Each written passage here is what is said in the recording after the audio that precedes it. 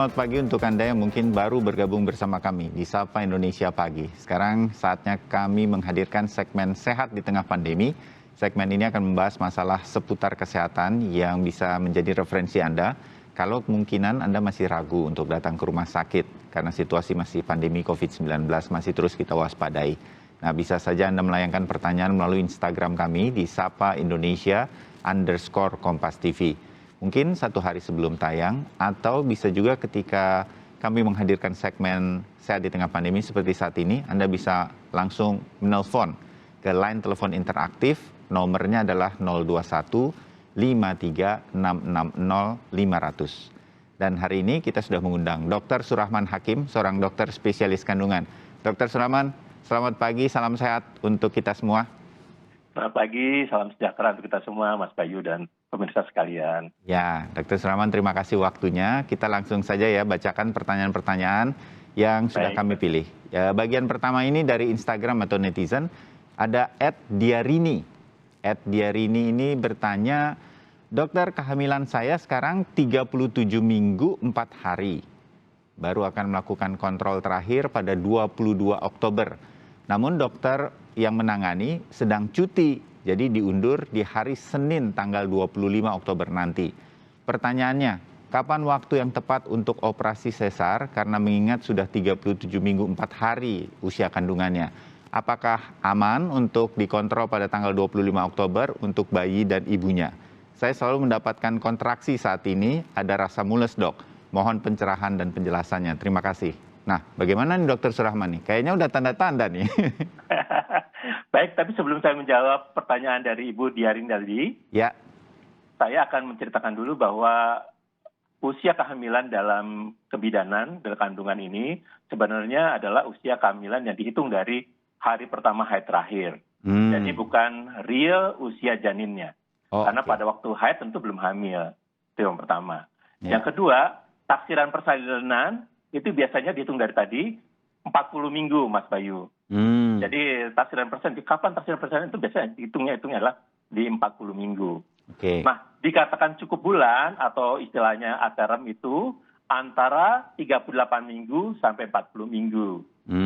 Jadi usia untuk misalkan ibu, saya tadi nggak disebut indikasi sesarnya apa ya. Tapi kalau secara umum sesarnya bukan hal yang khusus, biasanya dokter akan memilih antara 38 sampai 40 minggu itu. Jadi tentu saja ini masih aman kalau di 37 minggu sekian ya. Tanggal 25 juga masih aman ya. Kecuali pada kondisi tertentu Mas Bayu, misalkan pada kondisi bekas sesar yang lebih dari 2 kali.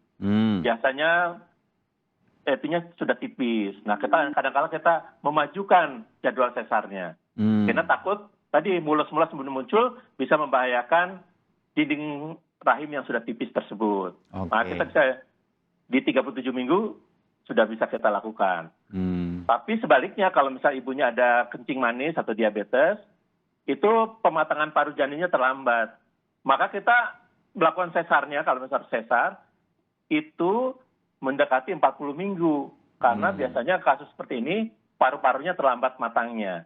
Jadi supaya bayinya bugar, kita tunda menjelang 40 minggu. Demikian, Mas Bayu. Oke, mudah-mudahan Ibu Diarini tadi tetap tenang begitu, bahwa semuanya sebetulnya masih cukup. Tapi kalau ada apa-apa dan bagaimana harus bersiap. Kalau dokternya sedang cuti, pasti ada dokter pengganti dan yang lain yang mampu menangani. Jadi itu harus tetap disiapkan. Yang lainnya tetap tenang, ya nggak dok? Ini sudah mendekati memang, tapi semuanya masih dalam kondisi yang baik. Kita harapkan begitu. Ya. Yang berikut pertanyaan dari @iramalia. Dok, saya mau bertanya. Kehamilan saya usia 17 minggu 6 hari dan waktu di USG posisi kepala janin ada di bawah. Katanya jangan terlalu banyak naik motor karena kondisi setelah USG itu. Saya jadi agak khawatir karena saya takut janin saya kenapa-napa karena kepalanya ada di bawah. Tetapi yang lain, detak jantungnya normal. Berat bayi juga alhamdulillah normal. Kira-kira saya harus bagaimana ya dok supaya kepala janin tidak ke bawah? Apa benar karena kebanyakan naik motor hal ini terjadi? Terima kasih dokter sebelumnya. Nah, silakan Dokter Surahman. Terima kasih. Selamat ya buat Ibu Ira ya atas kehamilannya. Jadi Ibu Ira, kalau misalkan kehamilan 17 minggu, sebenarnya kondisi kehamilannya masih sangat normal kalau bayinya masih bisa berputar-putar. Jadi sekarang kepalanya di bawah, mungkin sebentar lagi juga dia melintang, sebentar lagi juga dia berdiri karena ini masih kecil bayinya dibandingkan luas rahimnya dan cairan ketuban yang ada. Jadi menurut saya kehamilan 17 minggu masih sangat aman. Bahkan kalau misalkan ibu harus berangkat menggunakan pesawat terbang segala macam, syaratnya harus di atas 16 minggu. Nah ini kalau 17 minggu sebenarnya yang paling aman ya. Itu yang pertama. Kemudian yang mengenai naik motor. Ya sebenarnya kita nggak bisa melarang naik motor karena naik motor merupakan transportasi yang paling banyak di Indonesia saya kira ya, Mas Bayu ya. Betul. Jadi selama hati-hati, jaraknya juga tidak terlalu jauh, misalnya yang seharian saja ya jarak harian gitu. Kemudian naik motor yang hati-hati, tidak kecelakaan, tidak di jalan yang jelek, ya insya Allah sih tidak jadi masalah. Demikian Mas Bayu. Baik, nah yang penting hati-hati semuanya Ibu Ira, dan memang masih berputar-putar di usia seperti saat ini, jangan khawatir. Nanti dicek terus, semoga semuanya tetap berjalan dengan baik.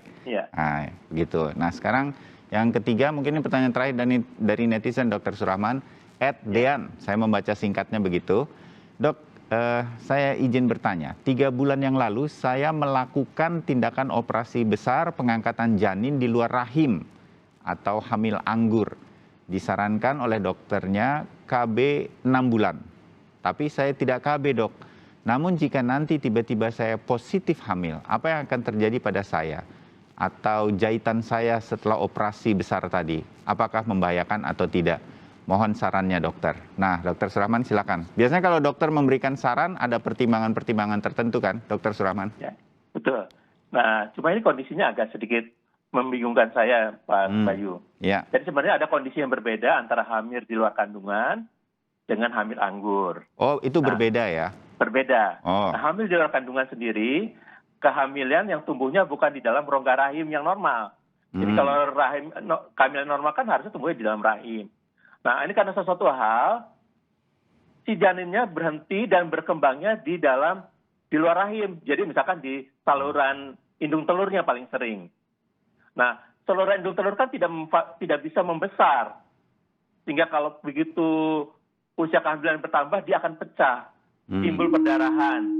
Nah, ini yang merupakan kondisi darurat, sehingga harus dilakukan operasi untuk pengangkatan kehamilan di luar kandungan tersebut. Tapi itu bukan di rahim, Mas Bayu, tapi biasanya seringnya di saluran indung telurnya. Nah, kalau pada kondisi ini, ya kehamilan berikutnya tidak berbahaya kalau normal, karena kehamilan berikutnya kan di rahim, ya. Jadi rahimnya tidak cacat di sini, ya. Jadi seperti kehamilan seperti biasa, boleh lahir normal lagi segala macam, ya. Mengenai jarak kapan boleh hamil lagi, memang tidak ada ketentuan kalau hamil di luar kandungan, karena itu hamil yang biasa, mungkin setelah ibunya secara batiniahnya, secara fisik dan mentalnya kuat, boleh hamil. Rata-rata 3 bulan boleh, ya, tapi tidak ada ilmiahnya, ya. Nah, sedangkan hamil anggur ini sedikit berbeda. Hamil anggur adalah kehamilan yang biasanya normal, tumbuhnya di dalam rahim, tetapi tidak tumbuh janin, gagal tumbuh bentuk jantingnya. Yang tumbuhnya adalah bentuk seperti gelembung-gelembung. Nah, bentuknya seperti anggur, makanya seperti hamil anggur. Kondisi ini sekitar 5% itu berisiko menjadi keganasan. Jadi disebutnya penyakit Trophobas ganas, ya, penyakit hamil anggur yang resiko ganas. Nah, ini Mas Bayu memang tidak boleh hamil, ya. Dulu karena kita harus mengecek yakin titer atau kadar hormon kandungan atau HCG itu harus benar-benar 0 selama 6 bulan. Nah, kalau memang salah satu cirinya keganasan, itu walaupun sudah dikeluarkan, tetapi kadar hormon kehamilan itu masih tetap tinggi. Nah, ini yang berisiko terjadi keganasan. Nah, pentingnya tidak boleh hamil dulu. Kalau misalkan 2 bulan pasca hamil ini selesai, ya, hamil anggurnya selesai, tapi ternyata titernya masih positif atau 1 bulan positif, itu pasti kita aneh. Kita curiga ada kemungkinan transformasi ke arah ganas. Maka kita harus memberikan terapi, kemoterapi dan sebagainya pada kasus ini. Tentu telah dilakukan serangkaian pemeriksaan. Tapi kalau misalkan 1 bulan hamil, kan titernya ikut naik juga. Jadi kita bingung ini titernya naik, kadarnya naik itu karena kehamilan yang baru atau sisa dari hamil anggur yang lalu. Itu kenapa dokter biasanya menyarankan tidak boleh hamil dulu minimal ya tadi 6 bulan itu. Saya kira seperti itu. Oke, anggaplah Ibu Dian ini hamil anggur sehingga dokter menyarankan untuk tidak hamil 6 bulan. Ya. Kepentingannya adalah mengecek selama 6 bulan tersebut adakah keganasan. Ini sangat penting. Nah, itulah yang harus dijalani Ibu Dian. Anggaplah hal semacam itu yang terjadi, Ibu Dian harus KB dulu jadinya untuk keamanan nanti bisa hamil lebih baik dengan kondisi kesehatan yang sudah fit. Kira-kira gitu ya Dokter Surahman ya? Betul Mas Bayu. Oke, baik. Mudah-mudahan Ibu Dian menjadi jelas dan bisa diikuti saran-sarannya, termasuk saran dari Dokter Surahman. Walaupun Dokter Surahman hanya mengikuti cerita dari Ibu, tapi kira-kira itu menjadi pertimbangan buat kita. Baik, Dokter Surahman, jangan kemana-mana, kita masih ada satu bagian untuk menjawab line telepon interaktif yang mungkin ada pertanyaan dari pemirsa untuk Dokter Surahman jawab nanti. Usai jeda, tetap bersama saya di tengah pandemi. Kami sambung saudara segmen Sehat di Tengah Pandemi bersama Dokter Surahman Hakim, seorang dokter spesialis kandungan. Dokter Surahman, kita akan langsung menuju ke Bogor, Jawa Barat. Ada Ibu Ita. Selamat pagi Ibu Ita. Selamat pagi. Ya, Bu Ita, silakan mau tanya apa dengan Dokter Surahman? Langsung saja. Ya, Assalamualaikum, Dr. Rahman. Waalaikumsalam. Waalaikumsalam warahmatullahi wabarakatuh, Bu Ita. Gini dok, aku nih kan usia 38 tahun nih. Terus aku ini tuh kehamilan yang kelima aku. Jadi boleh dibilang aku tuh selama ini nggak direncanakan sih dok. Jadi 9 tahun yang lalu aku anak keempat. Nah sekarang nih hamil anak kelima.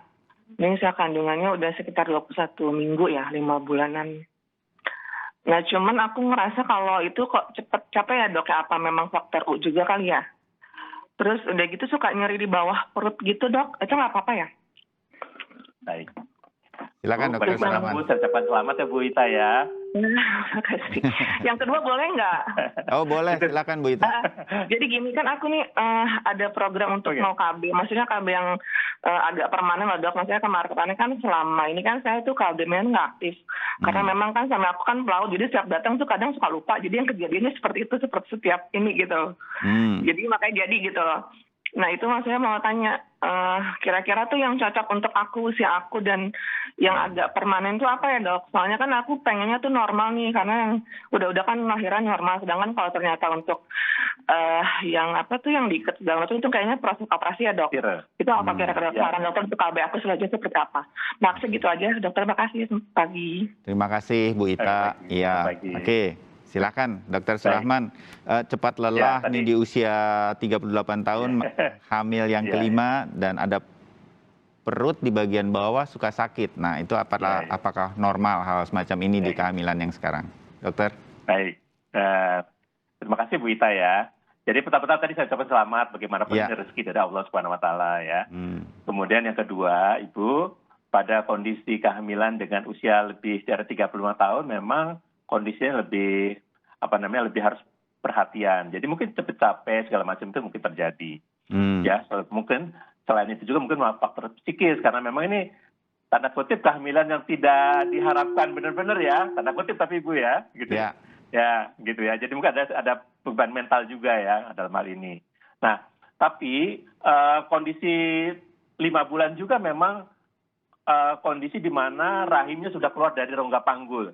Jadi kalau sebelum dari 5 bulan itu rahimnya masih dipegang oleh rongga panggul. Jadi nggak begitu sakit. Tapi begitu 16 minggu, 20 minggu itu dia udah keluar. Jadi dia terlepas dari rongga panggul. Nah itu mulai rasa-rasa pegel di bawah itu memang iya. Wajar sekali sangat terjadi. Mungkin pada waktu kehamilan sebelum-sebelumnya ibu tidak merasakan ini. Pada kehamilan ini lebih terasa karena tadi lebih sensitif gitu kan. Ya, jadi mudah-mudahan sih kehamilan ibu bisa berlanjut dengan baik dan bisa melahirkan normal. Nah, mengenai KB, ya, KB memang saat ini supaya tidak lupa kita pilihan macam-macam, Mas Bayu ya, mulai dari tadi steril. Nah, steril sendiri tidak harus operasi besar sekarang. Kita menggunakan hanya sayatan kecil, bukan laparoskopi. Bahkan ada yang tidak perlu anestesi umum, pakai anestesi lokal, namanya lokal, laparan operatif tanpa anestesi umum. Jadi cukup suntikan biasa, kemudian diambil dan cuma 15 menit. Itu bisa dilakukan namanya metode kontrasepsi mantap pada wanita atau sterilisasi lah, ya. Nah, yang keduanya bisa ada namanya kontrasepsi yang lain yang cukup efektif dalam jangka waktu panjang. Misalnya bisa menggunakan IUD, AKDR, alat kontrasepsi dalam rahim. Itu tidak perlu menunggu hamil takut lupa. Begitu lahiran, begitu plasentanya lahir, bisa langsung dipasang. Baik lahir normal maupun lahir sesar, ya. Bisa dilakukan pemasangan langsung. Begitu plasenta lahir bisa langsung dipasang oleh dokternya, ya. Nah, kalau memang tidak itu, mungkin nanti setelah 40 hari, begitu nifasnya hampir selesai, boleh langsung KB apapun. Mau tadi AKDR, mau pakai suntik, ya, atau mau pakai pel, atau mau pakai implan yang dimasukkan susup itu bisa dilakukan. Dan itu pilihannya macam-macam. Ya, tergantung dari pilihan ibu. Tentu dengan dengan beberapa kondisi yang sesuai dengan kondisi ibu. Nanti sebelum dilakukan pemasangan kontrasepsi ini, dokternya akan memeriksa mana yang cocok buat ibu dan dikomunikasikan. Apalagi dengan misal kondisi ibu sebenarnya masa suburnya tuh pasti, tapi suami datang nggak pasti kapan ya, karena pelaut. Itu ada juga kontrasepsi yang cocok untuk itu. Ya, nanti pilihan-pilihan itu yang akan didiskusikan dengan dokter dan ibu. Tapi memang kalau sudah 38 tahun, anaknya sudah 5, mungkin mari ke kontab lebih baik, kontrasepsi mantap ini. Iya. Ya, itu saran dari Dr. Surahman. Ibu Ita, semangat ya untuk kehamilan yang sekarang. Semoga semuanya lancar, sehat ibu dan putranya nanti atau putrinya. Amin. Ya, kontrasepsinya jangan lupa, udah dikasih saran tadi ya Dr. Surahman. Dr. Surahman, terima kasih waktunya sekali lagi untuk hari ini sudah memberikan jawaban-jawaban untuk netizen dan juga line telepon interaktif. Dok, kita ketemu lagi di kesempatan yang lain. Terima kasih. Assalamualaikum warahmatullahi wabarakatuh. Dan kami masih akan kembali lagi.